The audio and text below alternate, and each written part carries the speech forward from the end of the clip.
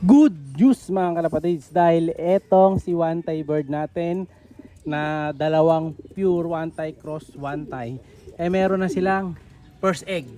Ayan mga kalapatids, nilagyan ko ng basahan na pugad. Ayan, may isang itlog na sila, no? So ngayon gagawin natin dyan sa itlog na yan, papapisa natin, huwag lang makakain ng daga, no? So itlog nila mismo yan. So ayun naman si Coco the Great. So sumubra siyang ngayon, suksukin, dahil magiging tatay na pala siya. So sakto yan, itotos na natin to dahil medyo mas na siya aggressive na siyang pumasok. So ayun yung itlog nila, ang late lang. So hindi naman lumalayas to ang asawa niya na may chip. Diba? So yan yung suot niya, chip yan mga kalapatid. Susunod gagawa ko ng video, i-compare natin yung suot niyan dun sa GPS, no? So wala akong kasing wala akong one tie na may GPS Kung meron sana tayo, no, mas maganda, no. Mako-compare natin yung mga one tie na may GPS no, sa GPS na gamit natin dito sa Pinas, kung pareho nung gamit nila dun sa Taiwan. No, wala kasi tayo, pag nakabili ko ng Taiwan na gano'n, pwede, no, kuha tayo. Pero for now, ito muna yung natin, pagtsatsagaan muna natin yung ganyang GPS, no. So magpapatoka din tayo ng mga ibon dun sa loob kasi nga may sakay tayo mamaya. So ito pakita ko sa inyo, bago ko siya pakainin, kunin natin si Coco. Tingnan natin kung bababa. Baba ka boy. Ano, nagsisiga-siga siya doon masyado. Ayan, bumaba na. Ayan, kita nyo. Isang hagis ko lang dito mga kalapatid. Bababa agad to. Aray! Grabe, sakit manuka Ayan. Yan na muna natin yung camera. Baliktad tayong camera muna. Ayan. Coco the boy. Coco the boy. Tara.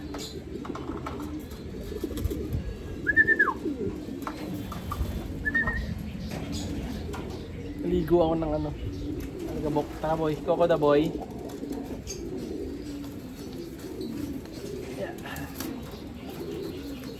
Yeah, hagis natin si Coco.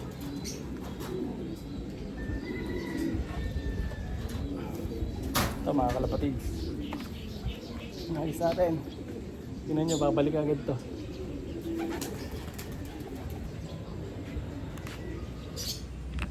Ayun na siya. Tingnan nyo, pagmasdan nyo, isang tawag lang yan. Diba? Baba agad yan dito mga kalapatids. Mas mabilis na siya tawagin ngayon kumpara dati. Ayan, tapos papasok na rin siya kagad.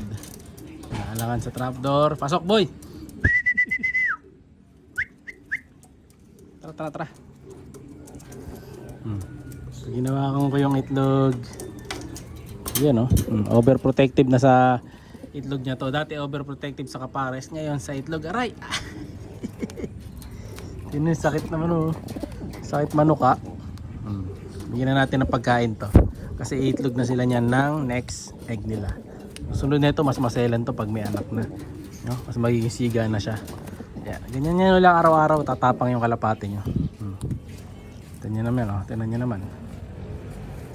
naman, gigil na gigil Tingnan natin patuka.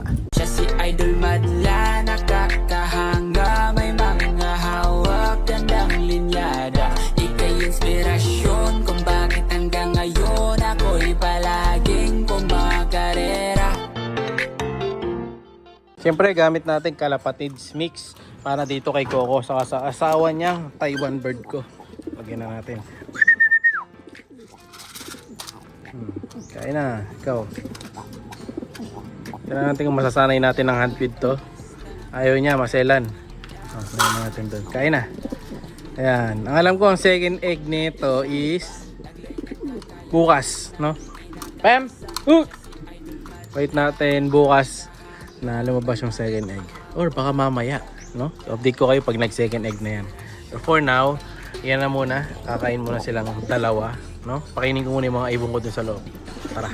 Yan, papakainin na natin mga kalapatids ang ating mga panibagong speedbird na binibuild up dito.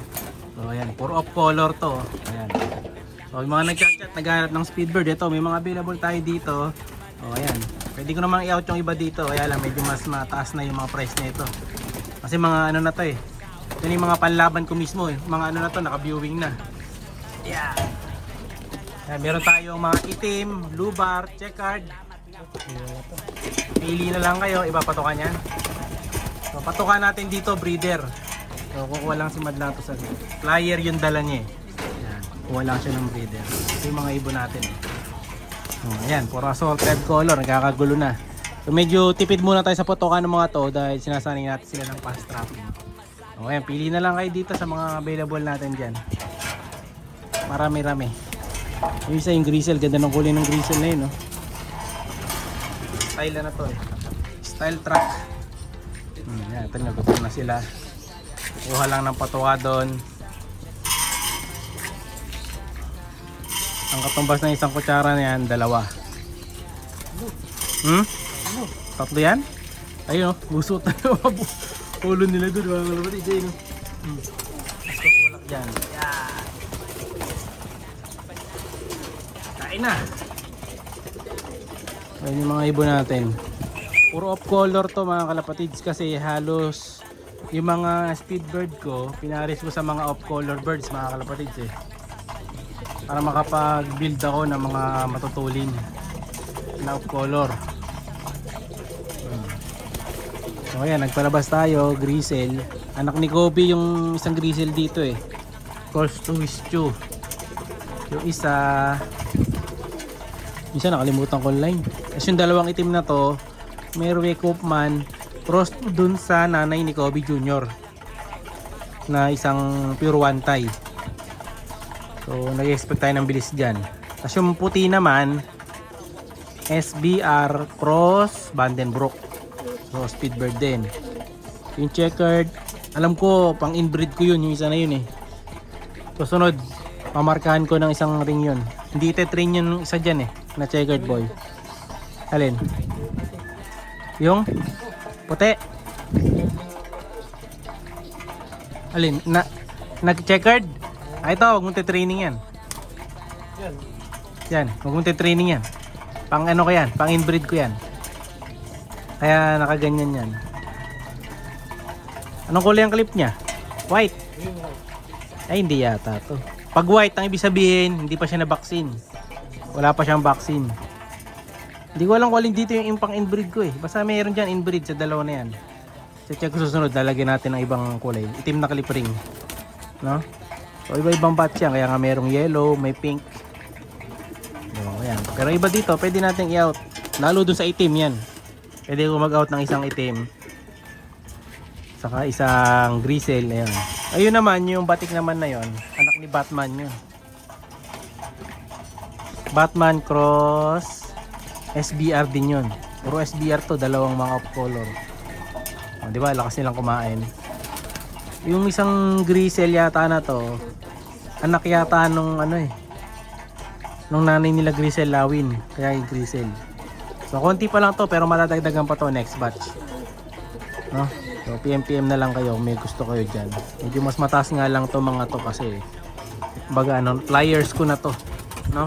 Saka yung naka-inbreed hindi siya available. Siya'y kalapatistang napakadaling na kinakilala.